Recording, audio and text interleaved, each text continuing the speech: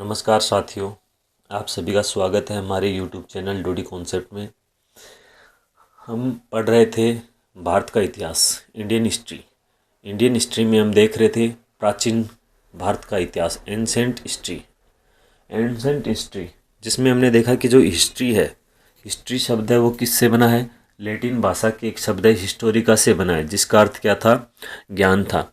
और सबसे पुराना जो इतिहास की पुस्तक है वो हमने क्या देखी थी? वेद देखी थी। उसके बाद में हमने देखा था पाषाण काल। कौन सा? पाषाण काल। पाषाण काल को हमने तीन भागों में बांटा था। पूर्व पाषाण काल, मध्य पाषाण काल और आधुनिक पाषाण काल या फिर नव पाषाण काल। जैसे क्या? नव पाषाण काल। उसके बाद में हमने देखा था पाषाण काल हो गया। फिर धीरे धीरे क्या है कि 10,000 बीसी के बाद में 10,000 बीसी के बाद में मनुष्य ने क्या है, मनुष्य जो पहले क्या करता था कि जो पशुओं का शिकार करता था, मांस वगैरह का मतलब खा के अपना क्या है काम चलाता था। लेकिन उसके बाद में हमने देखा कि 10,000 बीसी के बाद में ये क्या खेती वगैरह करने लगा, पशुपालन करने लगा। क्या? पशुपालन करने लगा। कब? 10,000 बीसी के बाद में। फिर धीरे धीरे जैसे कि समय बीतता चला जाता है और धीरे धीरे क्या है, मनुष्य है वो अपने जो वर्तमान में होमो सेपियंस है वो अपने वर्तमान प्रारूप में आ जाता है। फिर हम देखते हैं, हम जो इंडियन भारत का जो प्राचीन इतिहास है, जो एंसेंट हिस्ट्री है, उसका हम अध्ययन कहाँ कहाँ से करेंगे? 2600 बीसी से लेके, कब से? 2600 बीसी से लेके हम पढ़ेंगे कब तक? वर्तमान तक यानी कि 1947 या 1965 तक। कब तक पढ़ेंगे? 1947 या 1965 तक। हम देखते हैं कि एक इतिहासकार था। हमने देखा कि एक इतिहासकार था। कौन था? मील। ये जो इतिहासकार मील है, ये क्या करता है? भारतीय इतिहास को तीन भागों में बांटता है। एंसेंट हिस्ट्री, प्राचीन भारत का इतिहास। प्राचीन भारत का इतिहास ये कहाँ से मानता है? ये बताता है कि 2600 बीसी से लेके 712 एडी, या फिर जब 712 ईस्वी में, यहाँ पर 712 में किसका हुआ था? मोहम्मद बिन कासिम का। किसका? मोहम्मद बिन कासिम के आक्रमण को मानता है। कुछ जो इतिहासकार है वो क्या बोलते हैं कि नहीं, कासिम तो क्या है वापस चला गया था, लेकिन 1192 में कौन आया? गोरी आया। तो कहाँ तक मानते हैं प्राचीन भारत का इतिहास एंसेंट हिस्ट्री है वो 2600 बीसी से लेके 712 एडी या फिर 1192, जब कब आया था? गोरी आया था। इससे पहले 1191 में भी गोरी आया था, तराइन का युद्ध हुआ था जिसमें ये क्या हार जाता है। फिर मध्य भारत का इतिहास, मध्यकालीन भारत का इतिहास। मध्यकालीन जो भारत का इतिहास है वो कहाँ से माना जाता है कि 712 या फिर 1192 से लेके 1192 से लेके कब तक? 1707, 1707 यानी कि औरंगजेब की मृत्यु तक। औरंगजेब की डेथ तक। या फिर कहते नहीं, 1757 प्लास्टिक का युद्ध। कुछ ये मानते हैं कि 712 ईस्वी से लेके 1707 ईस्वी औरंगजेब तक। या फिर कुछ क्या कहते हैं कि 1192 से लेके 1757 तक प्लास्टिक के युद्ध तक। और फिर एक विभाजन क्या था? आधुनिक, यानी कि मॉडर्न हिस्ट्री। ये कब से शुरू होती है? ये बताते हैं कि जैसे कि 1757 से लेके और जो हम वर्तमान तक पढ़ते हैं, यानी कि कल भी क्या है? कल भी क्या है कि इतिहास है। उसके बाद में हमने देखा था कि जो हिस्ट्री है, हमारा जो कालक्रम, क्या देखा था? कालक्रम, क्रोनोलॉजी। तो पहले देखा था हमने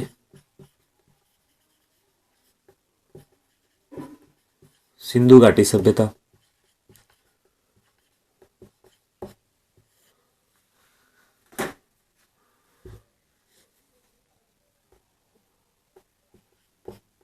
सिंधु घाटी सभ्यता, इसका हमने टाइम देखा था 2600 BC से लेके 1900 BC तक।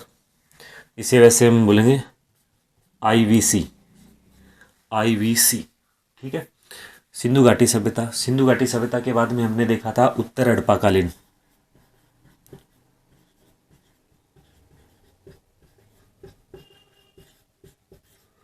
या फिर इसे अंधकार में भी बोल सकते हैं। ये कहाँ तक, 1900 BC से लेके 1500 BC तक। उसके बाद में हमने देखा था ऋग्वैदिक काल,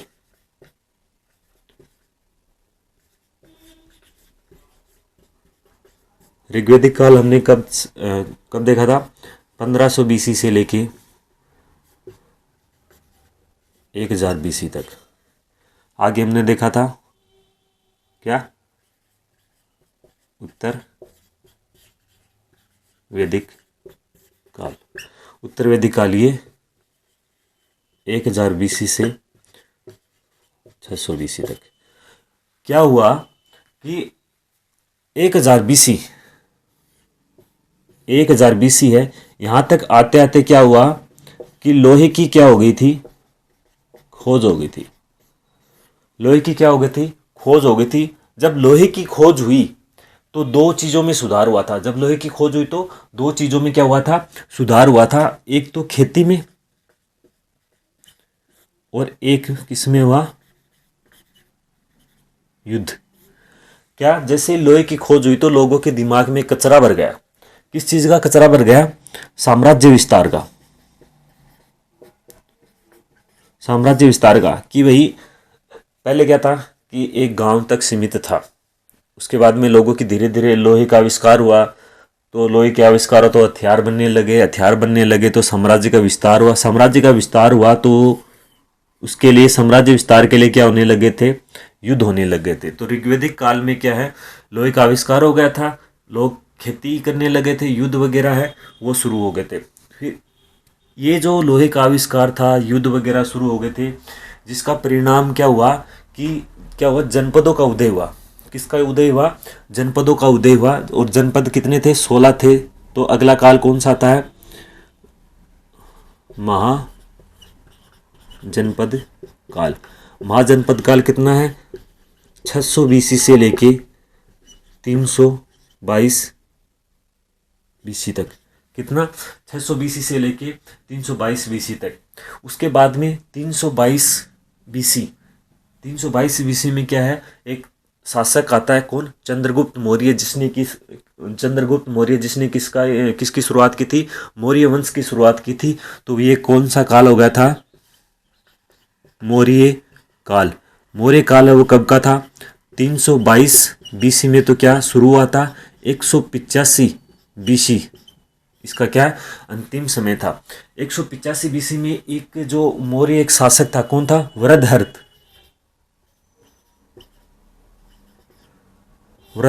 था। वृद्धहर्त की हत्या किसने कर दी थी, इसकी हत्या हो गई थी। हत्या किसने की थी, पुष्यमित्र शुंग ने।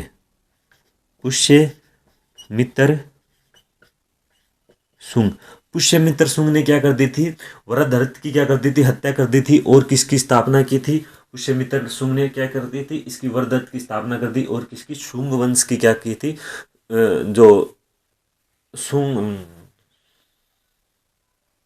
शुंग वंश की क्या की थी, स्थापना की थी।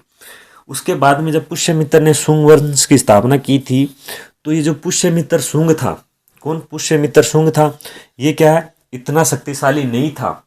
क्या, इतना शक्तिशाली नहीं था कि ये अपना एक छत्र राज्य कर सके। एक छत्र शासन कर सके। ये क्या, एक छत्र शासन कर सके। ये इतना ताकतवर नहीं था कि ये अपना क्या है, एक छत्र शासन कर सके। तो एक छत्र शासन कर सके तो इस क्या हुआ, ये एक बार हटा देते हैं। ये पुष्यमित्र शुंग इतना ताकतवर नहीं था, तो कमजोर आदमी का क्या फायदा उठाते हैं। इधर शुंग वंश था, इसको हटाकर कौन सा वंश आ गया यहाँ पर, कर्णवंश। कौन सा? कर्णवंश। इधर दूसरा ही चल रहा था, इधर कौन सा था? सातवान। इधर कौन सा चल रहा था? सातवान चल रहा था। दक्षिणी जो भारत है उसमें अलग ही चल रहा था। कौन थे? चोल, चेर, पांड्या। कौन थे? चोल, चेर और जो पांड्या थे वो किधर थे? दक्षिणी भारत में थे। दक्षिणी भारत में थे। और इधर से बाहरी भी आ रहे थे, बाहरी आक्रमणकारी बाहरी थे। वो कौन से थे? बाहर से कौन आए थे? कुषाण आए थे। और कौन आए थे? कुषाण और शक। ये कहाँ बात है? क्या वाकई 185 BC में क्या पुष्यमित्र शुंग है? पुष्यमित्र शुंग ने मौर्य जो वंश था उसका अंतिम शासक था वृद्धर्थ, इसकी हत्या कर दी और शुंग वंश की स्थापना की। पुष्यमित्र शुंग है वो इतना ताकतवर नहीं था, इतना ताकतवर नहीं था। तो जो भारत है, भारत में क्या हो गए थे? अलग अलग शासक है, अलग अलग शक्तियां वो क्या हो गई थी? उभरने लग गई थी। जिसमें कौन था? शुंग था। शुंग को हटाकर कौन आ गया? कर्णव आ गया, सातवाहन आ गया, चोल, चेर और पांड्या आ गए। इधर बाहर से कौन आ गए थे? कुषाण और शक आ गए थे। तो ये जो काल है, ये जो काल है कब से? 185 BC से लेके 319 185 BC से लेके 319 AD तक का ये जो समय है ये क्या हो गया था फिर? मौर्योत्तर काल। कौन सा?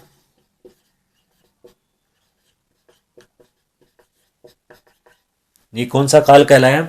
मौर्योत्तर काल। मौर्योत्तर काल। उसके बाद में, मौर्योत्तर काल के बाद में जो 319 तक हो गया था, 319 के बाद में, उसके बाद में कौन आ गए थे? गुप्त। गुप्त आए। गुप्तों का था 319 AD से लेके 550 AD तक। यहाँ तक किसने किया था? गुप्तों ने क्या किया था? शासन किया था। गुप्त के बाद में कौन आते हैं?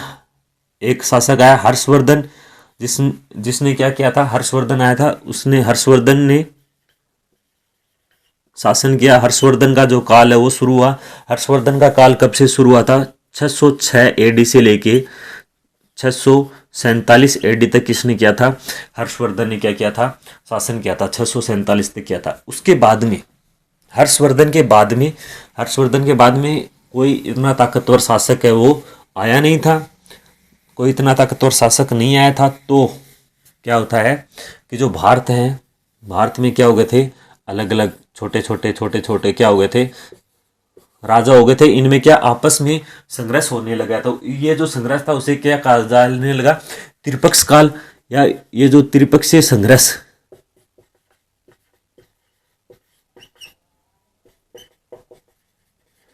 त्रिपक्षीय संघर्ष था। त्रिपक्षीय संघर्ष है उसकी जो शुरुआत है वो 1750 AD से शुरू होती है और कब तक? 1000 AD तक चलती है। कब तक चलती है? 1000 AD तक, या फिर हम इसे कब तक बता सकते हैं? 1192 AD तक।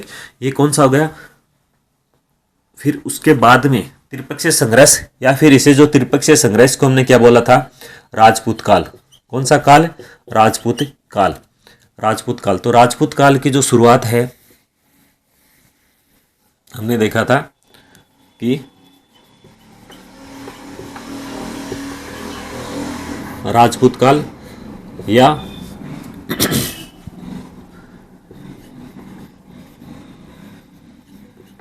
त्रिपक्षीय संघर्ष, ये कब से शुरू हुआ था? त्रिपक्षीय संघर्ष या राजपूत काल है, ये शुरू हुआ था 750 AD से। और कब? 1000 AD या फिर 1192 AD। कब तक चला था? 1192 AD तक। उसके बाद में क्या होता है? 1192, उसके बाद में आता है सल्तनत काल। सल्तनत काल कब आता है? 1206 से लेके 1526 तक। कौन सा काल आता है?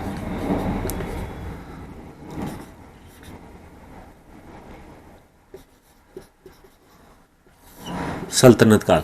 ये 1206 से लेके 1226 तक, 1206 से लेके 1226 तक सल्तनत काल था। उसमें कौन कौन से शासक थे जो आए? वो कौन से थे? दास आए। दासों के बाद में खिलजी, खिलजी दास आए, खिलजी आए, तुगलक, सैयद और लोधी। कौन से?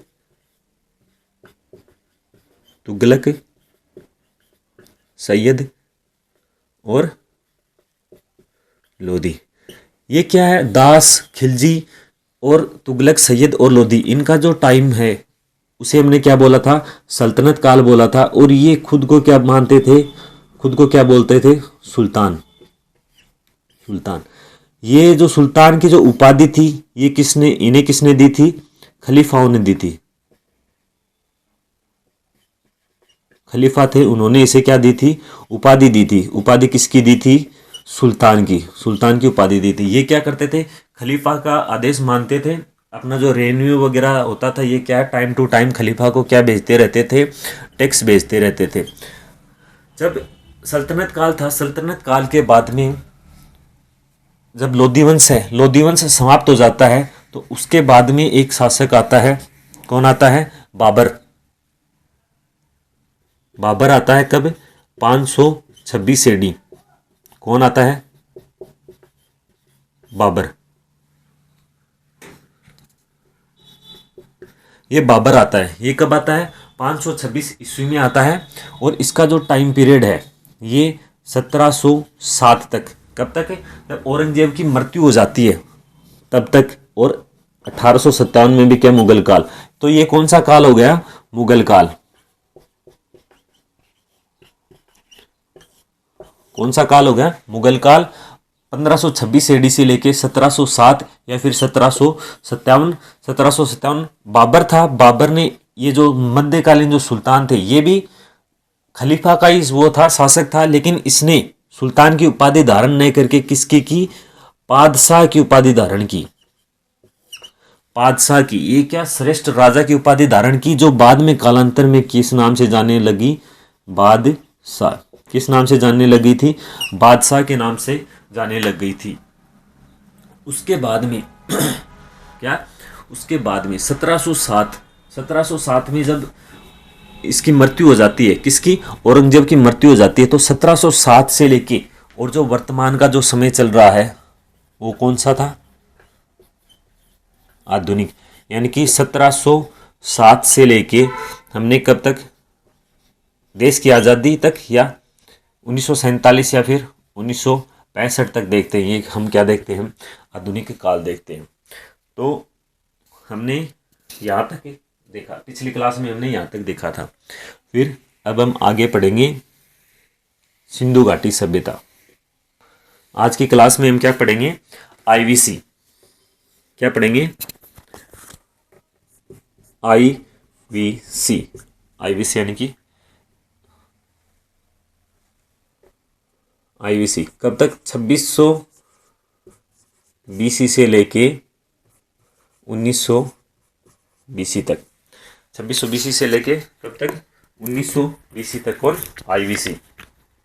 अब ये जो आईवीसी है, सिंधु घाटी सभ्यता है, सबसे पहले हम इसके क्या कालक्रम की बात कर लेते हैं। तो इसका जो कालक्रम है, वो जो एनसीईआरटी, अपना जो मान्य, सबसे मान्य ऑथेंटिक जो फैक्ट है, वो किसका माना जाता है? एनसीईआरटी का माना जाता है। तो एनसीईआरटी क्या बताती है? जो नई जो एनसीईआरटी है, वो बताती है कि जो आईवीसी थी, है ना, जो सिंधु घाटी सभ्यता थी, उसका जो काल है वो 2600 बीसी से लेके 1900 बीसी तक है। जबकि जो हम देखते हैं कि जो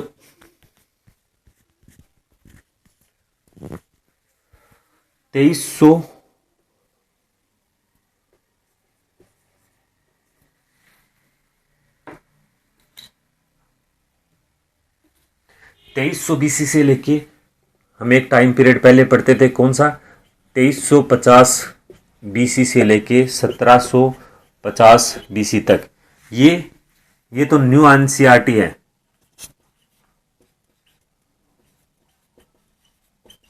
और ये ओल्ड एनसीईआरटी के अनुसार ये क्या है?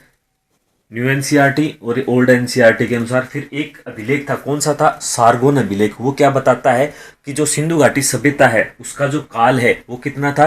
3250 से लेके 2750 तक। जो सारगोन अभिलेख है वो क्या बताता है? 3250 से एडी से लेके 3250 एडी से लेके कितना बताता है? 2750 एडी। ये कौन सा अभिलेख बताता है? सारगोन अभिलेख।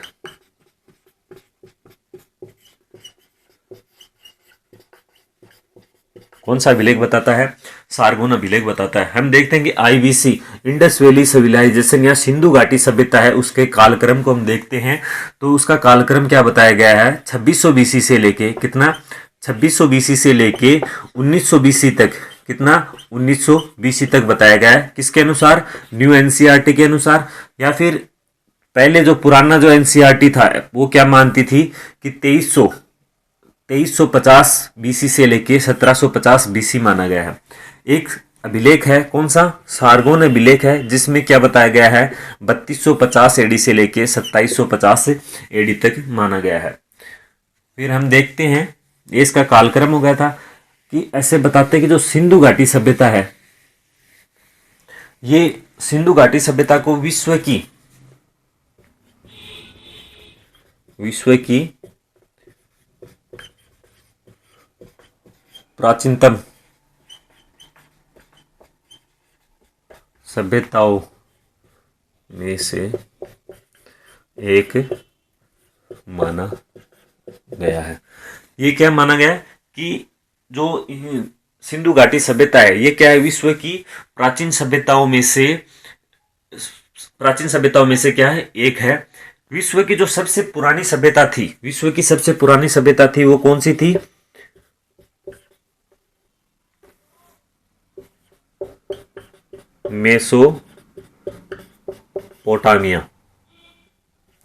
मेसोपोटामिया है। वो क्या है? विश्व की सबसे जो पुरानी सभ्यता है वो क्या है? मानी गई है विश्व की सबसे पुरानी ओल्ड सभ्यता है वो कौन सी है? मेसोपोटामिया है, जो दो नदियों के किनारे। कौन थी? एक तो दजला एवं फराद नदियों के किनारे मानी गई है। फराद नदियों के किनारे मानी गई। विश्व की जो मेसोपोटामिया सभ्यता है वो क्या है? दजला और फराद नदियों के मध्य मानी गई है। एक जो सिंधु घाटी सभ्यता है वो क्या थी? एक नगरीय सभ्यता थी।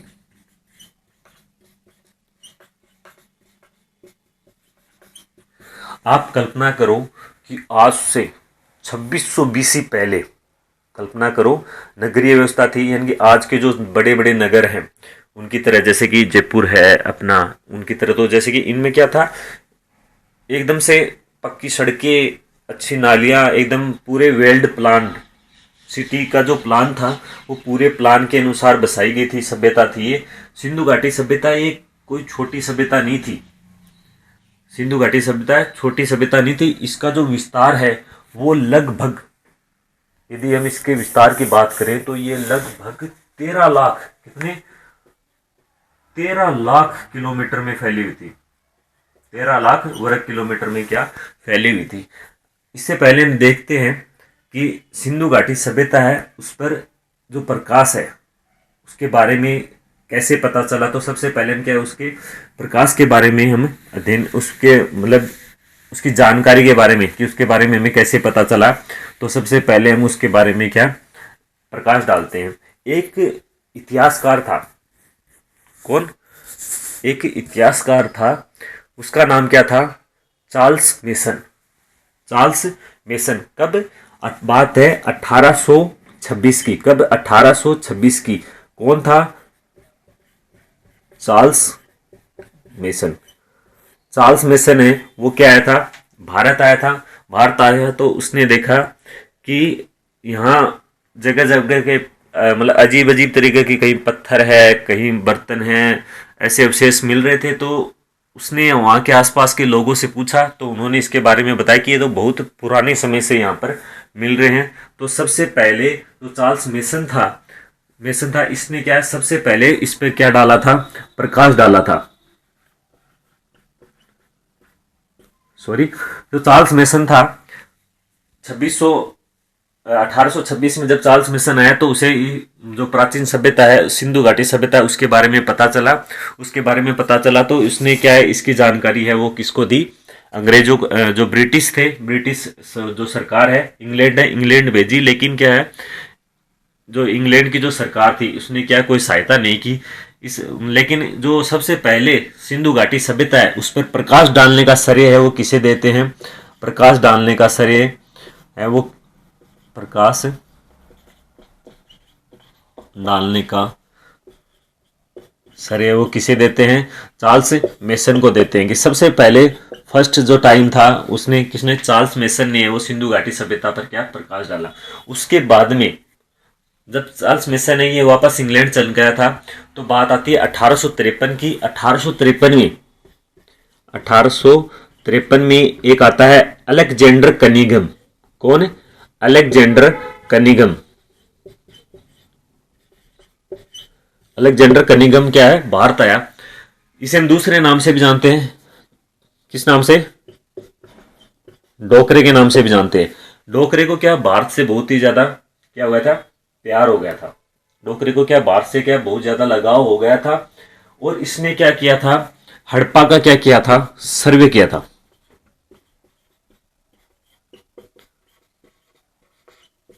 हड़प्पा का सर्वे किया था। इसने भी क्या है, जो प्राचीन सभ्यता है सब, जो हड़प्पा है, हड़प्पा के बारे में जो सरकार है उसको बताया, लेकिन इसे क्या है कोई आर्थिक सहायता नहीं मिली। तो ये भी क्या है, मतलब ये भी आगे कुछ कर नहीं सका। लेकिन डोगरा क्या है, रुकने वालों में से नहीं था। इसका इतना लगाव हो गया था बाहर से कि लास्ट में इसे धक्का देके बाहर निकाला था कि इसे ले जाओ यहां से। मतलब बहुत बुरी दशा हो गई थी इस इंसान की। फिर आगे क्या था कि दो भाई थे।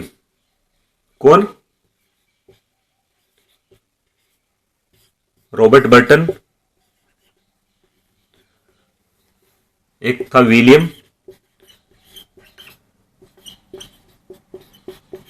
बर्टन और रॉबर्ट बर्टन।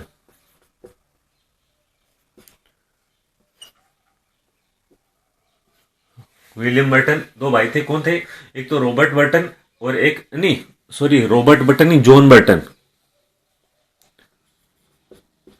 जॉन बर्टन और विलियम बर्टन। कब की बात है, 1856 की। 1856 की बात है।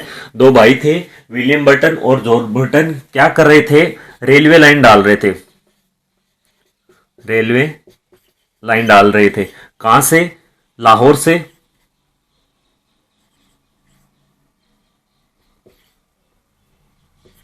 लाहौर से कराची। लाहौर से कराची क्या है, रेलवे लाइन डाल रहे थे। तो इन्होंने देखा कि जो पटरियां थी, ट्रेन की जो पटरियां थी उसके बीच में ऐसे क्या है, ईंटें लगा रखी थी। आज के टाइम में तो ऐसे क्या सीमेंट के बने हुए स्लीपर वगैरह लगाते हैं, लेकिन पहले क्या थे, पहले ट्रेनें हल्के चलती थी तो क्या ईंटें लगा रखी थी। ईंटों से क्या काम चल जाता था। तो इन्होंने जो यहाँ का जो ठेकेदार था उससे पूछा कि भाई ये इतनी सारी ईंटें, तो उसने बताया कि सर ये तो कुछ नहीं है, यहाँ पे एक टीला है, पास में क्या है कि टीला है हड़प्पा जो टीला है उसमें हमने वहां पे जहां भी हाथ डालते तो वहीं क्या ऐसी ईंटें निकलती है। जब इन भाइयों ने वहां पर जाकर देखा तो लगभग 70% जो हड़प्पा है उसको इन लोगों ने क्या कर दिया था, नष्ट कर दिया था। 70% हड़प्पा उसको क्या कर दिया था, नष्ट कर दिया था। इन्होंने ये जानकारी किसे दी, सरकार को दी। अब सरकार कन तो के वो जवाब घिसो पिटो जो कनिंघम और चार्ल्स मेसन ने दियो। तो यह जानकारी किन दी, फिर एक कनिंघम ने दी। एक कनिंघम ने क्या किया कि 1856 में है वो क्या किया था, 1856 में एक कनिंघम ने दूसरी बार उत्खनन किया था यहाँ पर, दूसरी बार इन्होंने क्या किया, एक कनिंघम ने 1856 में क्या कर दिया था, उत्खनन कर दिया था। अब सरकार ने देखा कि भाई डोगरो तो मानने वाली चीज को नहीं, एक तो क्यों ना क्यों इलाज करना ही पड़ेगा। तो डोगरे की मतलब कि मरने वाली उम्र हो रही, जो सोचा कहन गया डोगरे राजी करा। तो बात आई 1861 की। 1861 में एएसआई को क्या कर दियो, गठन कर दियो। एक भारतीय पुरातत्व विभाग, भारतीय पुरातत्व विभाग है, उसका क्या कर दिया, गठन कर दिया, एएसआई का गठन कर दिया। किसका, भारतीय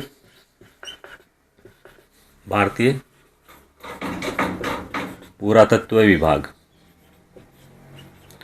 भारतीय पुरातत्व विभाग की क्या कर दी थी, स्थापना कर दी थी। कब, 1861 में। 1861 में क्या, भारतीय पुरातत्व विभाग की स्थापना कर दी थी। इसकी जो स्थापना है वो किसकी सहायता से हुई थी, तो अलेक्जेंडर कनिंघम की वजह से इसकी स्थापना हुई। तो अलेक्जेंडर कनिंघम है, ए कनिंघम को क्या कर दिया, ए कनिंघम को क्या बताया गया कि जो भारतीय, जो ए कनिंघम है उसे क्या कहते हैं, भारतीय पुरातत्व का जन्म, भारतीय पुरातत्व का जनक कहा जाने लगा, जनक का। एक निगम को किस क्या कहा जाने लगा, भारतीय पुरातत्व का जनक कहा जाने लगा।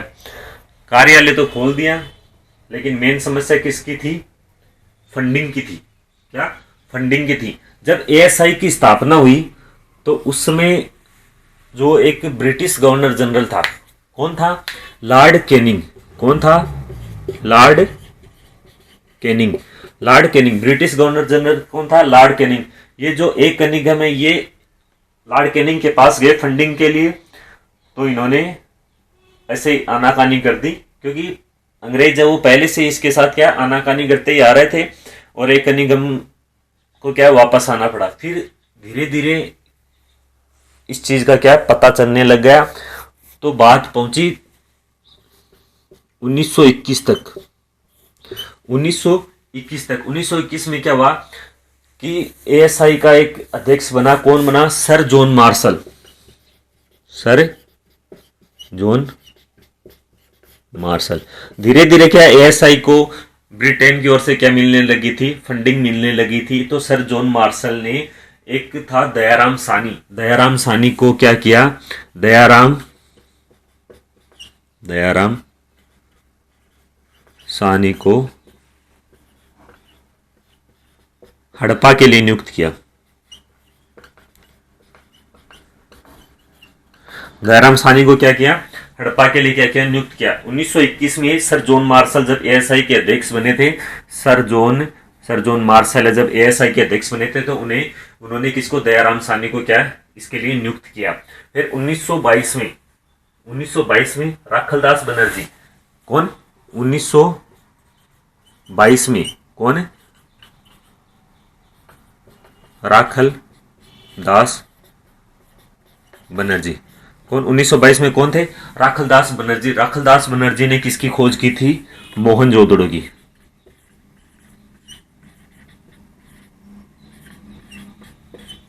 किसकी खोज की थी, राखलदास बनर्जी ने मोहनजोदड़ो की खोज की थी। इसके साथ क्या धीरे धीरे क्या होने लगा था, इसकी क्या शुरुआत होने लगी थी। फिर 1924 में सर जॉन मार्शल ने, 1924 में क्या हुआ कि सर जॉन मार्शल ने क्या है, सिंधु घाटी सभ्यता की क्या कर दी थी, कि घोषणा कर दी थी। सर जॉन मार्शल ने कब, ये जो सर जॉन मार्शल था, इसने क्या किया, 1924 में, कब है, 1924 में क्या है, सर जॉन मार्शल ने घोषणा कर दी थी। सर जॉन मार्शल ने क्या कर दी थी, सर ने क्या कर दी थी, घोषणा कर दी थी कि हाँ भाई, यहां पर कौन है, आईवीसी है, IVC, Indus valley civilisation. Indus valley civilisation की घोषणा कब की थी, सर जॉन मार्शल ने 1924 में क्या आईवीसी की घोषणा कर दी कि भाई सिंधु घाटी सभ्यता है। एक इतिहासकार थे कौन,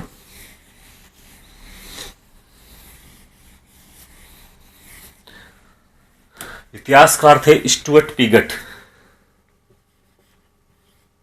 कौन थे,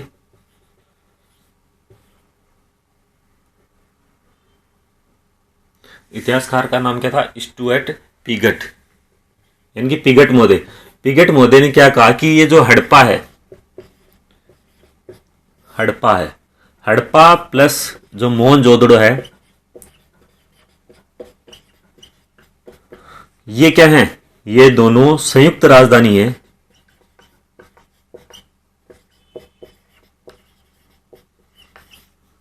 किसकी? सिंधु की, सिंधु घाटी सभ्यता। आईवीसी की क्या ये संयुक्त राजधानी है। किसने बताया था? इतिहासकार पिगट महोदय ने बताया कि जो हड़प्पा और मोहनजोदड़ो है वो सिंधु घाटी सभ्यता की क्या थी? संयुक्त राजधानी थी। अब हमने देखा कि 1924 में सर जॉन मार्शल ने घोषणा कर दी थी सिंधु घाटी सभ्यता की। कब? आईवीसी की घोषणा की थी कि भाई आईवीसी सभ्यता को कन्फर्मेशन दिया था 1924 में। तो उसके बाद में क्या हुआ? इसकी खुदाई शुरू हुई तो आईवीसी है वो क्या थी? विश्व की सबसे बड़ी सभ्यता थी। एक मोहनजोदड़ो को मानते हैं, लेकिन एक जो समाचार पत्र है नेचर नाम से, क्या है? समाचार पत्र है। नेचर नाम से क्या है कि समाचार पत्र है, उसने 2023 में 2013 में क्या बताया कि मोहनजोदड़ो वो जो मेसोपोटामिया है वो विश्व की पुरानी सभ्यता नहीं है। विश्व की सबसे पुरानी सभ्यता है वो कौन सी है? आईवीसी है। आईवीसी को किसने? नेचर ने क्या बताया 2013 में कि आईवीसी है वो विश्व की सबसे बड़ी सभ्यता है। विश्व की सबसे बड़ी सभ्यता है, लेकिन मानते किसे हैं? मेसोपोटामिया को मानते हैं। अब यदि हम बात करें आईवीसी की, आईवीसी में क्या था कि आईवीसी इसके यदि विस्तार की बात करें, इसके यदि हम विस्तार की बात करें तो इसका विस्तार कितनी दूर है? 13 लाख वर्ग किलोमीटर में क्या ये फैली हुई है। इसका जो विस्तार हम उत्तर दक्षिण पूर्व पश्चिम में देखते हैं। यदि हम इसके उत्तरी भाग की बात करें तो मांडा कहाँ पर पड़ता है? J&K जम्मू एंड कश्मीर में। नीचे पड़ता है देमाबाद दक्षिण में। देमाबाद कहाँ पर? महाराष्ट्र में। देमाबाद महाराष्ट्र में। फिर यूपी में एक जगह पड़ती है, कौन सी? आलमगीरपुर। आलमगीरपुर यूपी में एक जगह पड़ती है बलूचिस्तान।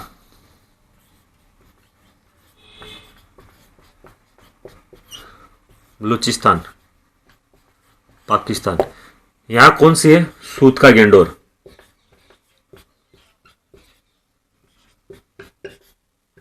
सूत का गेंडोर। सूत का गेंडोर एक जगह है, एक पॉइंट है, वो कहां पर पड़ता है? सोरतागोई।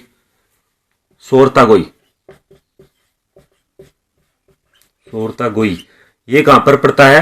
अफगानिस्तान में। कहां पर पड़ता है? सोरतागोई है वो कहां पर पड़ता है? एक नदी है यहां पर। कौन सी नदी है? ओक्सक्यो नदी।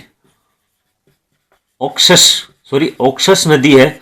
ओक्सस नदी के किनारे कौन सा है? सोरतागोई है वो अफगानिस्तान में। ये जो मांडा है, मांडा जो जम्मू कश्मीर में है, ये कौन सी नदी के किनारे है? चिनाब।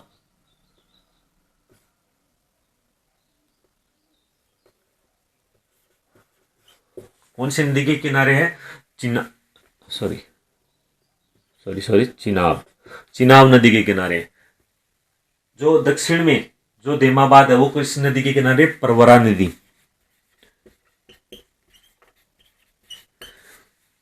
आलमगीरपुर यूपी है वो हिंडन नदी के किनारे। और जो ये है बलूचिस्तान पाकिस्तान, ये दास्क नदी।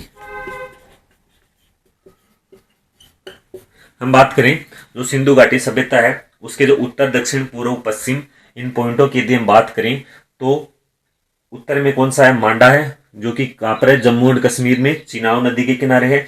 दक्षिण बिंदु की बात करें तो वो कहां पर है? देमाबाद महाराष्ट्र में परवरा नदी के किनारे है। यदि हम पूर्वी भाग की बात करें तो वो कहां पर पड़ता है? आलमगीरपुर यूपी। नदी कौन सी है? हिंडन। और जो पश्चिमी भाग है वो कहां पर पड़ता है? बलूचिस्तान पाकिस्तान में। सूत का गेंडोर कौन सी नदी? दासक नदी के किनारे। यदि हम एक पॉइंट और देखते हैं अफगानिस्तान में कौन सा है? सुरतागुई। कौन सा? सुरतागुई है जो कि ओक्सस नदी के किनारे स्थित है। ये जो सभ्यता है ये एक ट्रायंगल शेप सभ्यता है। और कौन सी? कांस्य युगीन सभ्यता है। कांस्य युग की क्या है? सभ्यता बताया गया है। ये किस युग की बताया गया है? कांस्य युग की सभ्यता बताया गया है। ये जो बलूचिस्तान है, बलूचिस्तान क्या कहता है कि बलूचिस्तान अपने को क्या मानता है कि स्वतंत्र मानता है, लेकिन पाकिस्तान इसे क्या है? अपना हिस्सा मानता है। ये हमने पढ़ा था। ये क्या अपनी आईवीसी सिंधु घाटी सभ्यता कल हम पढ़ेंगे। कल की क्लास में हड़प्पा मोहनजोदड़ो है ना, इनके बारे में पढ़ेंगे। आज हमने क्या क्या पढ़ा? हमने देखा कि सिंधु घाटी जो सभ्यताएं हैं, अपनी जो हिस्ट्री है, उस हिस्ट्री के हमने कालक्रम को देखा। कालक्रम के बाद में हमने देखा कि जो सिंधु घाटी सभ्यता है, सिंधु घाटी सभ्यता के बारे में कि जो सिंधु घाटी सभ्यता का जो कालक्रम है 2600 बीसी से लेके 1900 बीसी तक, ऐसे बताया विश्व की प्राचीन सभ्यता है। मेसोपोटामिया को भी विश्व की प्राचीन सभ्यता बताया गया है। उसके बाद में ये एक नगरीय सभ्यता थी। आईवीसी को क्या नगरीय सभ्यता बताया गया है। सुदृढ़ जल निकासी की व्यवस्था थी। 1826 में सबसे पहले चार्ल्स मेसन ने क्या किया था? प्रयास किया था। उसके बाद में 1853 में एक कनिंघम आता है, उसने हड़प्पा मतलब हड़प्पा का सर्वे किया था। हड़प्पा का सर्वे किया था एक कनिंघम ने। 1856 में जॉन बर्टन और विलियम बर्टन ने हड़प्पा के टीले की खुदाई की थी। सभ्यता की दृष्टि से नहीं की थी। उन्होंने क्या किया था कि जो रेल की पटरी डाल रहे थे उसके लिए उन्होंने खुदाई की थी। फिर 1856 में दोबारा से एक कनिंघम ने इसका उत्खनन किया। 1861 में एएसआई का गठन हुआ। भारतीय पुरातत्व विभाग का अलेक्जेंडर कनिंघम को क्या इसका अध्यक्ष बनाया गया। फिर 1921 में जब सर जॉन मार्शल इसके अध्यक्ष बने थे तो दयाराम साहनी को क्या है हड़प्पा के लिए नियुक्त किया। और 1922 में राखलदास बनर्जी ने मोहनजोदड़ो का उत्खनन किया। उसके बाद में हमने देखा कि 1924 में सर जॉन मार्शल ने सिंधु घाटी सभ्यता को क्या है प्रूफ कर दिया कि भाई ये सिंधु घाटी सभ्यता कब 1924 में। उसके बाद में हमने देखा कि इसका विस्तार है वो 13 लाख वर्ग किलोमीटर में फैला हुआ है। इसका एक जो नेचर जो लेख लिखता है कि वो क्या बताता है, एकदम ऑथेंटिक लेख लिखता है। वो जो चीज फैक्टली है, सही है, वो ही लिखता है। तो उसने क्या है 2013 में बता दिया था कि ये जो आईवीसी है वो सबसे पुरानी है, लेकिन अभी तक क्या है माना नहीं गया इसको। फिर हमने इसका विस्तार देखा था। उत्तर में मांडा जम्मू कश्मीर जो कि चिनाब नदी के किनारे था। दक्षिण में देमाबाद महाराष्ट्र परवरा नदी के किनारे। पूर्व में आलमगीरपुर यूपी जो हिंडन नदी के किनारे था। पश्चिम में सूतका गेंडोर बलूचिस्तान पाकिस्तान जो कि दासक नदी के किनारे था। इधर अफगानिस्तान में भी एक था सुरतागोई था जो ओक्सस नदी के किनारे था। यहाँ तक हमने पढ़ा था, यहाँ तक हमने पढ़ लिया है। अब हम आगे की क्लास में जो सिंधु घाटी सभ्यता हैं उनकी जो हड़प्पा मोहनजोदड़ो चौंदड़ो इनके बारे में हम अध्ययन करेंगे। आज की क्लास यहीं तक है। तो नमस्कार, धन्यवाद, राम राम सा। चैनल को लाइक करें, सब्सक्राइब करें और फॉलो करें, कमेंट करें कैसा लगा आपको। धन्यवाद।